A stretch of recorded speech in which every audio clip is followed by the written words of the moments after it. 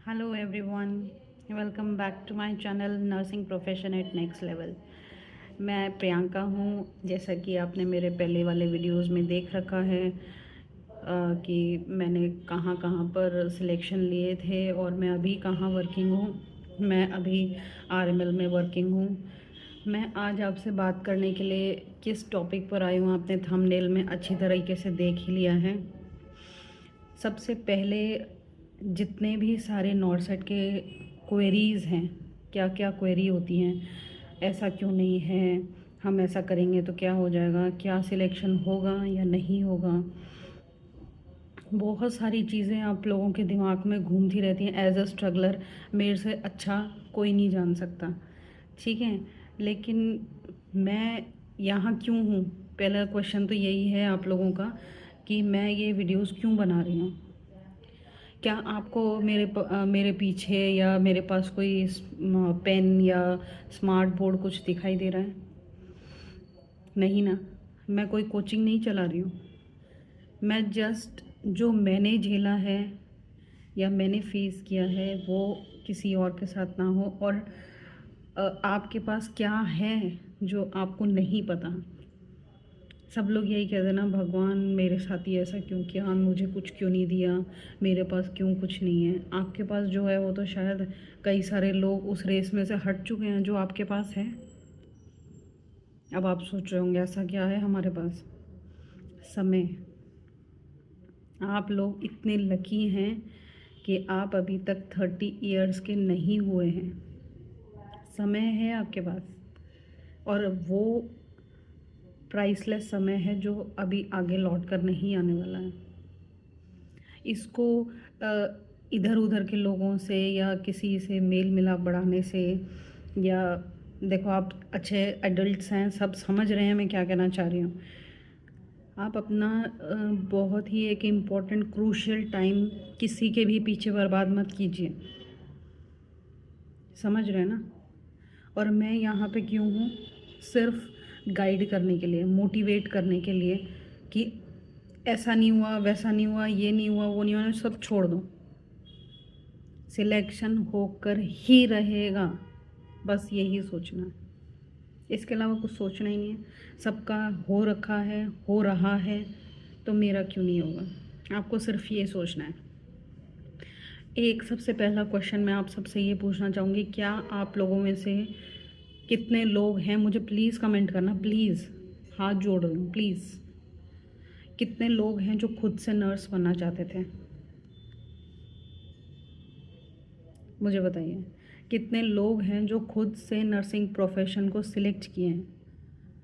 मुझे नहीं लगता 100% में से 5-10% के अलावा कोई हाँ बोलेगा। किसी के घर की जिम्मेदारियां रही होंगी, कोई इतना अफोर्ड नहीं कर पा रहा होगा एमबीए कोर्सेज या इंजीनियरिंग कोर्सेज, ठीक है। ये सब अफोर्ड नहीं कर पा रहे होंगे, या बिज़नेस को स्टार्ट करना है तो उसमें कितना अमाउंट लगता है वो सबको पता है ना। जो एक मिडिल क्लास की फैमिली होती है उसका सबसे एक 1-1.5 लाख रुपया मेरा बच्चा कमा ले, सबके माँ बाप के यही सपने होते हैं ना। और वो भी कम टाइम में। ज़्यादा स्ट्रगल करना पड़ेगा, अरे इतने दिन स्ट्रगल करना पड़ेगा, 10 साल पढ़ाई करके फिर क्या, तब तक तो आगे क्या होगा क्या नहीं होगा किसको क्या पता, है ना। डे बाय डे कंपटीशन इतना बढ़ता जा रहा है। मेरे कहने का सिर्फ एक ही मतलब है, हम में से कोई भी नर्स नहीं बनना चाहता था, लेकिन हम बने। ये भी तो एक स्ट्रगल है ना, चाहते हुए भी ये फील्ड चूज़ कर ली। और दूसरी चीज़ क्या है, ये फील्ड है हर्डल्स वाली, है ना, जिसमें स्टेप पे आपको अपने आप को प्रूफ करते रहना पड़ता है कि हम गलत नहीं हैं, हम सही हैं। क्या आपको अपने हॉस्टल्स के दिन याद हैं? क्या आपको अपने first second third fourth years याद है? एनसीपीज़ बनाना, केयर प्लान बनाना, हॉस्टल का खाना, होम सिकनेस, क्या कुछ नहीं झेला आप लोगों ने? झेला है ना। और इतना सब करने के बाद एक खुशी जो हमको मिलती थी, हमारी इलेक्टिव पोस्टिंग जो हमारी मर्ज़ी से दी जाती थी हमें, कि हमें इस डिपार्टमेंट में हम अपने मर्ज़ी से इंटर्नशिप में खुद पोस्टिंग कर सकते हैं, ले सकते हैं, है ना। कितना अच्छा लगा था उस समय। मैंने तो ब्लड बैंक में पोस्टिंग ली थी, आपने कहाँ ली थी मुझे ज़रूर बताना, ठीक है। तो मेरे ये सब कहने का यही मतलब है कि एक नर्स की लाइफ जीना, बन जाना, और मतलब स्टूडेंट टाइम में, स्ट्रगलर टाइम में ये महसूस करना कि बहुत एक फ़ियर होता है स्ट्रगल करने का, पास और फेल, पास और फेल, ये जो स्ट्रगल होता है। क्यों मैं बोल रही हूँ कि नर्स की लाइफ में ही स्ट्रगल है, क्योंकि हमें पता है अगर हम प्राइवेट जॉब करेंगे तो 15-20 हज़ार रुपये से ज़्यादा कोई भी अफोर्ड नहीं करेगा, कोई भी देगा नहीं इनिशियल स्टेज पे, है ना। और जो MBBS स्टूडेंट है वो अपना टैग लगा के, भाई नाम लगा के उसका MBBS कंप्लीट हो गई, वो तो कहीं भी अपना हॉस्पिटल खोल लेगा, उसका तो चल जाएगा, कुछ तो हो ही जाएगा, है ना। और बड़े रईस बाप का बच्चा हुआ तो भाई अपना अच्छा खासा मल्टी स्पेशलिटी कुछ खोल लेगा, डॉक्टर्स को ऑन कॉल बुलाना शुरू कर देगा, कुछ तो कर ही लेगा। पर हम लोग, हमारा क्या। और जो अकेले रूम्स में रह के डिप्रेशन में चले जाते थे कई बार, माँ बाप से अलग, कई फंक्शंस अटेंड नहीं कर पाते थे घर के, इतना सब कुछ झेल लिया ना। जब झेल कर यहाँ तक आ गए हो तो क्यों हार रहे हो। हारो नहीं बिल्कुल भी। बस दिमाग में एक ही चीज़ होनी चाहिए, हमारी तकदीर हम बदल कर रहेंगे। अपने पेरेंट्स को जो सपना दिखाया है ना, उसको हम पूरा कर कर रहेंगे। ये हमें ये प्रण करना है, और ये अपना एक वो लिखना है कि हम अपना सपना सच करके रहेंगे। ये कहीं आप जहाँ भी स्टडी टेबल लगाया है या कहीं भी है, आप उसको एक बार दीवार पे लिख लेंगे, ठीक है। जो जो मैं बोल रही हूँ कम से कम 10 पॉइंट्स, अब मैं बहुत कुछ बोलने वाली हूँ आज, कम से कम 10 पॉइंट्स इसमें से आप मान लीजिए। आपका सिलेक्शन नहीं होगा, आप पलट के मेरे ही चैनल पे मुझे जवाब दे सकते हैं, पर आप पहले ये तो मुझसे प्रॉमिस कीजिए कि आप मानने के लिए तैयार हैं ये चीज़ें, ठीक है। नेक्स्ट है, आप होम सिकनेस सारा आपने झेल लिया, उसके बाद लड़कों को तो 80-20 का भी डर रहता है ना, कि हमारा तो भाई 80-20 लगा हुआ है, उसके बाद भी हमें स्ट्रगल करना है, कंपटीशन फाइट करना है। ये सब हम सब झेल रहे हैं, किसके लिए, किसके लिए, एक सिलेक्शन के लिए, है ना। तो उससे बाहर या पीछे भागने की और उसके बीच में इतने सारे हर्डल्स क्यों लाना चाहते हैं आप। कम हर्डल्स हैं क्या। और एक बात सोचिए कि जब हम वाइवा देते थे, उसमें हमें प्रैक्टिकल में कुछ आएगा नहीं आएगा, उस वाइवा की लाइन में खड़े हुए थे, भगवान मुझे इजी प्रोसीजर मिल जाए, भगवान कैसा हुआ, आगे वाले को क्या मिला, मुझे क्या मिलेगा। याद है या नहीं है, याद है ना। तो ये सब चीज़ें जब हम झेल चुके हैं तो अभी थकिए मत, थकने का टाइम गया। अब आपको एक्शन में आना होगा, अपने हथियार उठाइए, बुक्स उठाइए।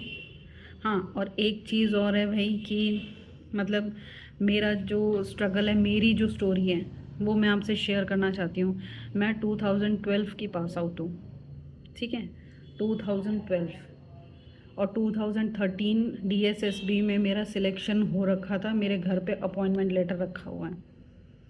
लेकिन मेरी शादी हो गई थी 2013 फेब में, और एग्ज़ाम हुआ था 2013 जून में, ठीक है।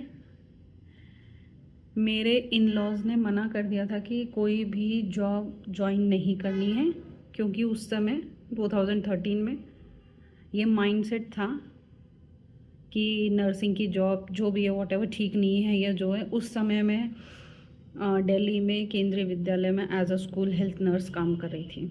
तो उनको वही चीज़ अच्छी लग रही थी कि ठीक है 8 to 2 की जॉब है, अपना सही है, 8 to 3 की जॉब है अपना, ठीक है। इससे ज़्यादा हमें कराना नहीं, क्योंकि मेरा जो बैकग्राउंड था, मेरे जो इन लॉ थे, father in law, they were quite rich enough, तो उन्हें कोई मतलब पैसों का या उसका कोई नहीं था। लेकिन मेरा क्या, मेरे भी तो कुछ अरमान थे जो मैंने पढ़ाई की थी, मैं भी तो अपने आप को कुछ प्रूफ करना चाहती थी। उस समय पे मेरे हस्बैंड ने मुझे सपोर्ट नहीं किया था। And after 2 years my both the in laws passed away. उसके बाद 4 साल के बाद मेरे 2 बेबीज़ हुए। उसके बाद मेरे हस्बैंड के ट्रांसफ़र हो रहे थे, तो मैं यहाँ वहाँ चली गई। 2019 में मैंने एम्स दिया, मुझे एम्स जम्मू अलॉट हुआ। लेकिन उस समय मेरे बेबी जो छोटी वाली थी वो 1 साल की थी। वहाँ कितनी ठंड पड़ती है, कैसा एनवायरनमेंट आपको पता है। मैं उस समय जा ही नहीं सकती थी, तो मुझे वो भी छोड़ना पड़ा। समझ रहे हैं, मेरे से ज़्यादा स्ट्रगल कर सकते हो। 2019 के बाद फिर मैंने पढ़ाई करना शुरू किया जब कोविड आया। कोविड सबके लिए अच्छा नहीं रहा था, मैं मानती हूँ, लेकिन मैंने कोविड के टाइम में ही ऑनलाइन क्लासेस का चलन चला था, तब कहीं जा सकती नहीं थी 2 बच्चों को छोड़ के। मैंने 2019 से पढ़ाई करनी शुरू की थी, ठीक है।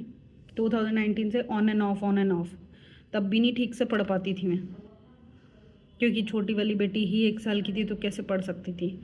2019 के बाद से जब मैंने पढ़ना शुरू किया, 22 में जाके मैंने इतनी मेहनत की। जब फेलियर्स लगे कि भाई ऐसा तो अच्छी बात नहीं है, कुछ नहीं हो पा रहा है, 2022 में मैंने सिलेक्शन लेकर ही मानी मैं, चाहे कुछ भी हो जाए, अब की बार तो पार करके रहूँगी। मैं 2 बच्चों को संभाल के, पूरा घर संभाल के जब मैं सिलेक्शन ले सकती हूँ, जो जितनी भी मेरी मैरिड फीमेल फ्रेंड्स देख रही हैं, क्या आपको नहीं लगता कि आप भी कर सकती हैं? और मैंने एक में सिलेक्शन नहीं लिया है, मेरा 5 जगह सिलेक्शन हुआ है। आप मेरे पीछे वाले वीडियोस टैली कर सकते हैं उस चीज़ के लिए। SGPGI में, MNS में, RML में, SGPGI ऑटोनॉमस वाले में, और एक UPUMS में, ठीक है। 5 जगह सिलेक्शन। आप एक जगह तो मेरी वीडियो देखकर ले ही सकते हैं ना, मोटिवेट होके। और मोटिवेट क्यों, मैं आपको स्टडी मटेरियल भी प्रोवाइड करवा रही हूँ, मैं वीडियोस डाल रही हूँ। मैं सिर्फ वो ही वीडियोस डालूँगी जो नॉर्सेट के फेवरेट टॉपिक्स हैं। फालतू वाला ना फलाना ये वो तो तुम बुक से भी पढ़ सकते हो भाई, ये इतना मुझे पता है। जो निचोड़ है किसी चीज़ का, अभी जैसे मैंने पिछला डिजॉक्सिन का वीडियो डाला है, उसमें आधे से ज़्यादा कोचिंग सेंटर वालों को ये ही नहीं बताना आ रहा कि भाई अगर डिजॉक्सिन टॉक्सिसिटी हो गई तो उसकी वजह से हाइपरकैलेमिया कैसे हो जाएगा। क्या पढ़ रहे हो आप लोग, क्या पढ़ा रहे हैं वो लोग, छोड़िए इन बातों को। लेकिन जहाँ से आपको सही कंटेंट मिल पा रहा है वहाँ से प्लीज़ ग्रैब कीजिए। मेरा मकसद अपना चैनल चलाना या पैसा कमाना बिल्कुल भी नहीं है, ध्यान रखिएगा इस चीज़ को। लेकिन वही है ना, आज के समय में कोई किसी की हेल्प करता है तो उसे भी दुत्कारा ही जाता है, क्योंकि आज का टाइम कलयुग है। कलयुग में लगता है कि कोई क्यों ही हेल्प करेगा हमारी, भाई मैं तो क्यों ही नहीं, बस ऐसे ही हेल्प कर रही हूँ, मेरा कोई मोटिव नहीं है, ठीक है। और एक आप लोग काफ़ी सारे, मैं कभी देखती हूँ यूट्यूब पे तो मोटिवेशनल वीडियो फॉर नॉर्सेट हैं। क्या होता है ये मोटिवेशन? एक बात बताइए, जो आपके पेरेंट्स हैं उनका मासूम चेहरा याद कीजिए। क्या आप नहीं चाहते आपके फादर भी किसी को बोल कर ये खुश हो पाएँ कि मेरा बच्चा भी 1.5 लाख 1 लाख का लायक हो गया? आप अपनी कमाई से उनको किसी गाड़ी में, अच्छे महंगे रेस्टोरेंट में, अच्छे महंगे कपड़े दिलाए नहीं चाहते आप? जो मैरिड हैं मेरे भाई बहन, वो तो अपने बच्चों को अच्छे जगह स्कूलिंग करवा सकते हैं, है ना। अच्छी एक लाइफ हो सकती है आपकी। आप अच्छे होंगे, आपका लाइफ पार्टनर भी आपको वेल सेटल्ड ही मिलेगा फिर, क्योंकि सब लोग आजकल यही सर्च करते हैं, मैं ऐसा तो अगला कैसा। सही बात है ना? ठीक है। अपना शेड्यूल बनाइए। सबसे इम्पोर्टेंट क्या है, अपना शेड्यूल बनाना है आपको, मेरे हिसाब से नहीं, अपने हिसाब से, और किसी और के हिसाब से भी नहीं। अगर मैं आपको कहूँ कि आपको 6 बजे उठ जाना है, आप तो भाई नाइट ड्यूटी में, आप कहाँ से उठ जाएंगे 6 बजे? आप अपने टाइम के सूटेबल क्या लगता है आपको, उसके हिसाब से अपना टाइम टेबल बनाइए। टाइम के हिसाब से नहीं, टाइम टेबल का मतलब खाली टाइम के हिसाब से नहीं होता है। टाइम टेबल का मतलब सब्जेक्ट वाइज टाइम टेबल बनाना है आपको। आपकी किस सब्जेक्ट में कितनी प्रिपरेशन है और आगे कितनी प्रिपरेशन और लगेगी आपको। ठीक है, आपको सबसे इम्पोर्टेंट क्या काम करना है, आपको एमएसएन पढ़ना है। ठीक है, सबसे पहला तो आपको सब जो हमारे नर्सिंग की बेस है वो एमएसएन है, समझ जाइए इस चीज़ को। एमएसएन पढ़ना है। कहीं से किसी कोचिंग के नोट्स अगर आपको मिल सकते हैं उसकी फ़ोटोकॉपी करा लीजिए। कोई महंगी महंगी बुक्स ख़रीदने की ज़रूरत नहीं है, उस बुक्स की भी फ़ोटोकॉपी करवा लीजिए। ठीक है, उससे क्या होगा, फ़ोटोकॉपी के बीच में अगर कुछ आपको अपना एडिशनल लगाना है तो आप वो लगा पाएंगे। ठीक है, 2 चीज़ हो गई।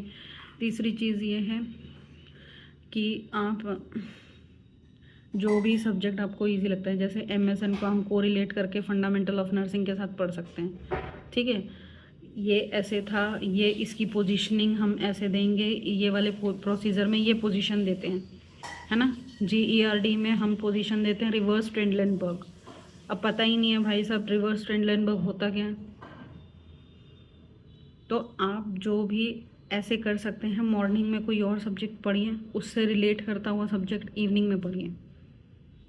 जो नौकरी नहीं कर रहे हैं, ठीक है, जो नौकरी कर रहे हैं वो अपना शेड्यूल आफ्टर मतलब आपके ड्यूटी आवर्स के हाफ एंड हाफ करके 2 सब्जेक्ट पढ़िए। एक सब्जेक्ट के पीछे पड़े रहोगे ना, दिमाग घूम जाएगा। ठीक है, इंटरेस्टिंग बनाइए अपनी उसको स्टडीज़ को, ना कि एक बर्डन। ठीक है, आपका इंटरेस्ट कहीं ना कहीं है तभी आप यहाँ तक पहुँचे हैं, ये भी ध्यान रखिए।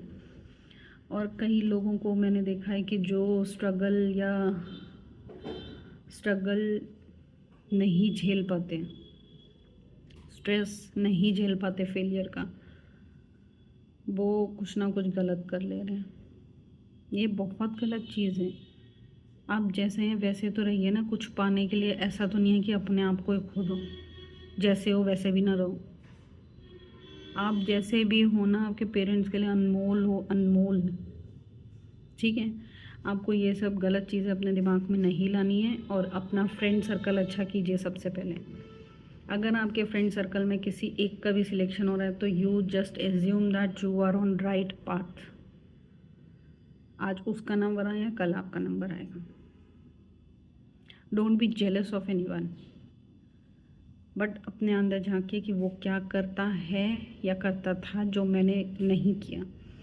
ठीक है, नेगेटिव लोगों से बिल्कुल ही स्पेस बना के रखना है, दूरी बना कर रखनी है, जो कि आपको आपके गोल से भटकाते हैं या फिर आपका पीसफुल माइंड में पीस नहीं रहने देते। उनसे दूर रहिए, चाहे वो आपके रिश्तेदार हो, फ्रेंड्स हो, फैमिली हो, फियांसे हो, जो भी हो, XYZ, सबको कट ऑफ, सिरे से कट ऑफ, खारिज बिल्कुल। ठीक है, सब्जेक्ट वाइज आपको टाइम टेबल बनाना है। हाँ, कोचिंग लेनी है या नहीं ये मैंने पहले ही बताया था, this is a spoon feed way. ठीक है,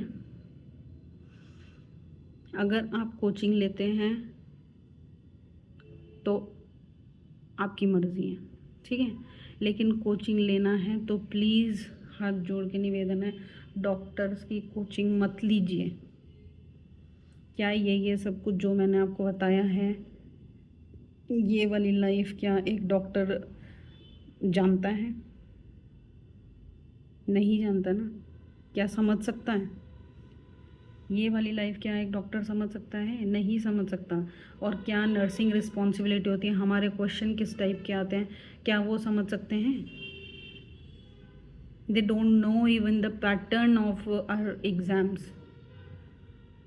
फंडामेंटल ऑफ नर्सिंग में तो आपसे अक्सर यही पूछा जाएगा, what will be the next action and what will be the nursing responsibility. अब इसमें हमें ये लिखना होता है कि कॉल द फिजिशियन और नोटिफाई द फिजिशियन। वो तो खुद ही फिजिशियन है, वो तो बोलेगा लाओ जी हम इलाज करते हैं, हम ट्रीटमेंट बता देगा वो तो आपको उठा के, इसका ये ट्रीटमेंट करना है। Will you mark that? Will you tick that option in the exam? This will harm your percentile only, that's all your choice. ठीक है, एक तो इतने हेफ्टी अमाउंट्स के वो ले रहे हैं कोचिंग, उसमें इतना प्राइस ज़्यादा कर रखा है, 25-25 हज़ार रुपये ले रहे हैं। Do you really think it means that? पैसा बर्बाद मत कीजिए। ठीक है, हमारी 2-4 बुक्स हैं, पहले नॉर्मल से आप स्टैंडर्डाइज बुक की तरफ जाइए। हमारी जो बेसिक बुक्स हैं PR यादव, प्रीति अग्रवाल, टारगेट हाई, उसके बाद आप जाइए एनक्लेक्स की तरफ।